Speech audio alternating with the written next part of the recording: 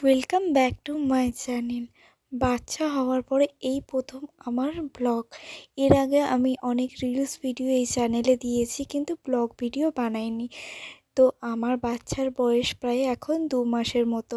তো সকালবেলা ওঠার পরে ও একটু কান্নাকাটি করে, তো ওকে একটু রোদ দেখাচ্ছিলাম, দেখিয়ে খাইয়ে টাইয়ে দিয়ে ওকে ঘুম পাড়িয়ে দিয়ে আমি বাড়ির অন্যান্য কাজগুলো সেরে নেব।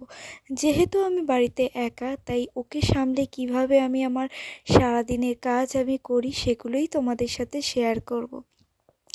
আর এইটুকু বাচ্চা সামলাতে না আমি একদম নাজেহাল হয়ে যাই। ও এতই দুষ্টু, দেখো ও ঘুমিয়ে পড়েছে। আর মা হওয়ার পরে না আরও নতুন নতুন অনেক কিছু অভিজ্ঞতাও হচ্ছে। আর ভালো লাগে ওর সাথে সময় কাটাতে আমার। কি করে যে দিন কেটে যায় বোঝাই যায় না। আর পুজো পাঠ তো আমি করতেই পারি না, কেননা এখন সময় হয় না, উঠতে অনেকটা দেরি হয়ে যায়। তাই আমার শ্বশুরমশাই করে দেন। আর ওর জামা কাপড়গুলো দেখো আরেকবার রোদে দিয়ে দিয়েছি, কাল ধুয়েছিলাম, আজকে একবার রোদে দিয়ে গরম করে নিচ্ছি। আর দেখতে দেখতে আমার সবজিগুলোও কাটা হয়ে গেছে। আজকে সিম্পল কিছু রান্নাবান্না করব, বেশি কিছু করব না। আর মশলাপাতিও ছিল কম, যা মিক্সিতে দেওয়া যাবে না, তাই আমি শিলের মধ্যে বেটে নিচ্ছি এখানে।